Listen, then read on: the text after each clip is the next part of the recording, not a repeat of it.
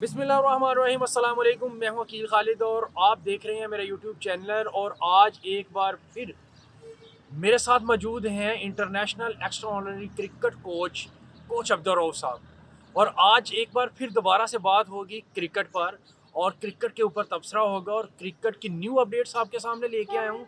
और इसी के ऊपर बात करेंगे कोच अब्दुल रऊफ साहब से कि जो 4 टीमें चैम्पियन ट्रॉफीज का सेमीफाइनल खेलने जा रही हैं, तो उनके बारे में उनकी क्या राय है और उन्होंने क्या परफॉर्मेंस दी, तो इसी के ऊपर बात करेंगे।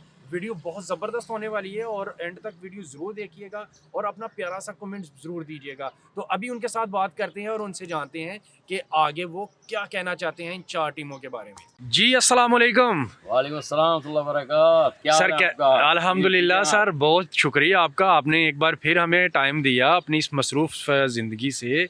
और आज तो बहुत खूबसूरत लग रहे हैं आप माशाल्लाह। अल्हम्दुलिल्लाह। तो सर आपने देखा कि 4 टीमें जो सेमीफाइनल खेलने जा रही हैं, जो आपने बातें की थी वो तकरीबन पूरी होती जा रही हैं, अल्हम्दुलिल्लाह। तो क्या कहेंगे अब आगे क्या होने जा रहा है? बिस्मिल्लाहिर्रहमानिर्रहीम। अस्सलाम वालेकुम वरहमतुल्लाहि वबरकातुहू। मैं अपने व्यूअर्स को, देखने वाले नाज़रीन और सुनने वाले सामीन और जो ये शौक़ रखते हैं क्रिकेट के हवाले से, उनके लिए मेरी बातें हैं और कदरदानों के लिए बातें हैं, बेकदरों के लिए नहीं है। जो कदरदान होगा वो इन बातों से फ़ायदा उठाएगा, अमली तौर पे, थ्योरिकली भी, प्रैक्टिकली भी। और जो भी इस पर अमल करेगा लाइफ के अंदर अपनी इस क्रिकेट के हवाले से, तो इंशाल्लाह इसमें कुछ दीनी बातें भी हैं, दुनियावी भी हैं, तो वो अमल करेगा इंशाल्लाह, उसको फ़ायदा होगा दुनिया का भी आखिरत का। तो आगे हम बात करते हैं इंशाल्लाह क्रिकेट के हवाले से कि 4 टीमें जो आई हैं सेमीफाइनल में चैंपियन ट्रॉफी में क्रिकेट के हवाले से, तो वो अपनी उन कारकर्दगी की वजह से आई हैं जो असल उन्होंने दी हैं। अगर वो कारकर्दगी ना दिखाते, उसके पीछे फिर वही बात मैं करूँगा कि कोचिंग बता रही है, उनके साथ जो सिलेक्शन कमेटी है वो बता रही है, और उनके जो चेयरमैन है क्रिकेट के हवाले से, उनकी कारकर्दगी नज़र आ रही है। मल्टीपल ये सारी 3 चीज़ें जब तक नहीं होंगी, और ट्रेनिंग उसमें भी आ जाती कोचिंग में, उसकी ट्रेनिंग क्रिकेट के हवाले से बॉलिंग में, spin bowling, leg break bowling, fast bowling, fielding, wicket keeping, और सारा वो जो है गोल और मोटो उनका क्या है, क्या उनकी सोच है, क्या उनकी कमिटमेंट है, वो सारी बातें हमें ये बताती हैं, ये टीम का रिजल्ट बताती हैं कि उनके पीछे क्या ये कमिटमेंट थी। तो इसी हवाले से मैं बात मजीद करूँगा कि इंडिया को देख लें, उसने मेहनत की, अपनी कारकर्दगी दिखाई, और वो आप सेमीफाइनल में आ गई। इसी तरह ऑस्ट्रेलिया ने बीट किया इंग्लैंड को माशाल्लाह 350 स्कोर, जबकि इंग्लैंड अपने तौर पे, ज़हनी तौर पे, नफसियाती तौर पे वो जीत के बैठा हुआ था, लेकिन उसे मालूम नहीं था कि ऑस्ट्रेलिया ये स्कोर कर देगी। लेकिन अल्हम्दुलिल्लाह मेरी जो सोच है अपनी, अल्हम्दुलिल्लाह क्रिकेट के हवाले से, इंटरनेशनल एक्स्ट्रा कोचिंग के हवाले से, वो कुछ मुझे नज़र आई ऑस्ट्रेलिया में, सही पुरानी नज़र आ रही है। ऑस्ट्रेलिया, साउथ अफ्रीका और इसके अलावा न्यूजीलैंड, ये 3 टीमें हैं जो इसके अलावा अगर आप इस चीज़ को अगर देखना चाहें तो वो बांग्लादेश और अफगानिस्तान भी हो सकता है, अगर इस चीज़ पे अमल करने आपके सामने आए। देखें अपना अफगानिस्तान ने इंग्लैंड को हराया, ये एक नई बात आपके सामने आई है। मैं आपको बताऊं कि इंग्लैंड की टीम इस वक्त सबसे ज़्यादा तजर्बेकार और सबसे ज़्यादा मजबूत टीम थी चैंपियन ट्रॉफी में, कि मैं समझता हूँ पुराने प्लेयर थे और बड़े ही तजर्बेकार थे, सेंचुरियाँ बनाने वाले T20 में और वनडे में। और उनकी कारकर्दगी देख ले क्या हुआ है, आखिर वो भी फ्लॉप हो गए। और फ्लॉप क्यों हुए, हारे क्यों हैं, कि जिनकी कमिटमेंट उनसे ज़्यादा थी, उन्होंने अपनी कारकर्दगी ग्राउंड में करके दिखाई और उसका रिजल्ट ले लिया। तो ऐसे हुआ कि मेरे वो टिप थे कि भाई आप सिंगले करें, चौके के पीछे ना जाएं, छक्के के पीछे ना जाएं, वाइड बॉल को ना छोड़ें और नो बॉल को ना छोड़ें, उस पर स्कोर करें, एक स्कोर की लालच ना रखें, बल्कि उस पर छक्का लगाएं, छक्का लगता है, चौका लगता है तो चौका लगाएं, आपको एक्स्ट्रा स्कोर मिलेगा। भाई ये मेरी गुफ्तगू लोग कहते हैं ये बंदा ना पागल लगता है। भाई मैं तेज़ गुफ्तगू इसलिए कर रहा हूँ कि मेरे थोड़े टाइम में ज़्यादा गुफ्तगू कर सकूँ और ज़्यादा मालूमात आपको दे सकूँ। वरना अगर यही मैं गुफ्तगू आहिस्ता आहिस्ता करूँ तो मेरा ख्याल है 3 घंटे और इतना टाइम किसी के पास नहीं होगा बात सुनने के लिए। इसलिए मैं माजरत खा हूँ अपनी स्पीड के ऊपर। तो मेरे भाई ये ऐसी बात नहीं है, मुझे कहा है ना लोगों ने कि जी आप ये बंदा पागल लगता है, तो मैं समझता हूँ क्योंकि मैं नफ्सियात भी जानता हूँ, उसका मैं डॉक्टर हूँ। अच्छा सर, ये आगे हमने देखा है कि आज न्यूजीलैंड, इंडिया और ऑस्ट्रेलिया का सेमीफाइनल है और दूसरा न्यूजीलैंड और साउथ अफ्रीका का सेमीफाइनल है, तो इसके बारे में आप क्या कहेंगे? और New Zealand, south Africa, sorry India और ऑस्ट्रेलिया के सेमीफाइनल क्या किसको समझते हैं कि कौन सी टीम विन करेगी? बात पहले ये है कि मैं अपनी बात पहले कर दूं कि जो ऑस्ट्रेलिया ने कारकर्दगी दिखाई है, मेरे वो जो टिप बताए हुए थे उस पर अमली तौर पे करके दिखाया, और उसने हर ओवर में सिंगलें की, चौके के पीछे नहीं रहा। इसी वजह से वो 4 ओवर पहले उसने स्कोर कर लिया, 351 score. What a great score, कितना अमेजिंग स्कोर है। मैंने आपको बताया इंग्लैंड जो है वो ये समझ बैठा था कि मैं जीत चुका हूँ ज़हनी तौर पे, ये मुझे नहीं जीत सकता है ऑस्ट्रेलिया।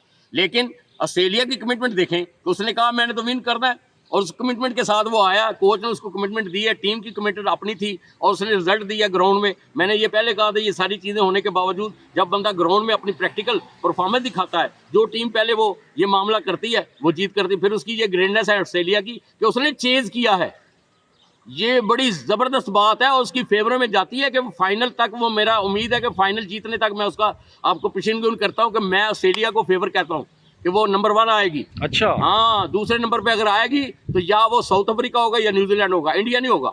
अगर इंडिया न्यूजीलैंड के खिलाफ जो उसने परफॉर्मेंस दी है इसके स्पिन बॉलरों ने, अगर वो कारकर्दगी सेम दिखाते हैं तो मैं समझता हूँ फिर इंडिया आगे आ सकता है फाइनल में, वरना इसके चांस बहुत कम है। इंडिया ये गुमान ना करे, इंडिया ये पहले वो प्रेशराइज हुआ कि मैं एक हल्की टीम के साथ खेलकर फाइनल में आ जाऊं, वो ये ट्रेजेडी बना के बैठा है और अपने ज़हन में ये एक फार्मूला लगा के बैठा है, लेकिन उसको नहीं पता कि दूसरी टीमें भी तो कुछ सोच के यानी कि इंडिया ऑस्ट्रेलिया के सेमीफाइनल में आपने ऑस्ट्रेलिया को फेवरेट करार दे दिया। मैं कहता हूँ फाइनल भी मैं कहता हूँ ऑस्ट्रेलिया ही जीतेगी। मेरे उसके साथ पॉइंट पता कितने हैं? 110 पॉइंट। अच्छा जी, उसके बाद अगर कोई टीम है तो न्यूजीलैंड और साउथ अफ्रीका 50-50 है उसके साथ मेरे सजेशन। इंडिया के साथ मेरे 25% है, बस शर्त ये है कि वो कारकर्दगी उसके स्पिन बॉलर इसी तरह दिखा दें। सही। तो सर लास्ट में आप ऑस्ट्रेलिया के जो प्लेयर्स हैं उनको क्या टिप देना चाहेंगे? ऑस्ट्रेलिया को टिप तो यही मैं कहूँगा कि जिस तरह उन्होंने इंग्लैंड के खिलाफ ज़बरदस्त बात और ज़बरदस्त परफॉर्मेंस दी है सिंगलों की सूरत में, वो शुरू से, और ये भी बात एक ज़हन में रखें कि जो टीम सेमीफाइनल में पहले खेलेगी वो ज़्यादा फेवर होगी मैच जीतने में। याद रखें, कोई भी टीम ये कोशिश ना करे टॉस जीतने के बाद वो दूसरी टीम को खिलाए, क्योंकि मैंने पहले भी एक वीडियो में कहा था कि पहले खेलने से प्रेशर नहीं होगा आपके ऊपर। कोई भी टीम पहले खेलती है उसके ऊपर कोई प्रेशर नहीं होता, ना जीत का, ना एवरेज का, ना हाँ उसको आगे का क्या करना है। एवरेज लेने के लिए विकेटों की फिक्र नहीं है, स्कोर की फिक्र नहीं, लेकिन पहले खेलना ज़्यादा बेहतर है। दूसरी टीम जब खेलेगी दूसरी बारी में उसके ऊपर प्रेशर होता है कि स्कोर करना है, विकेटें बचानी है, जीत का भी उसको मसला होता है। तो इसलिए पहली बारी कोई भी टीम करती है, ज़िंदगी में याद रखें ये फार्मूला, जितना बड़ा टूर्नामेंट हो, जितना छोटा टूर्नामेंट हो, कहीं लीग मैच हो या एक्स्ट्रा ऑर्डिनरी कोई भी मैच हो, वहाँ अगर आपको बारी पहले मिलती है, ट्रफ है, सीमेंट है, कोई भी पीछे आपकी, तो हमेशा पहले बारी ले।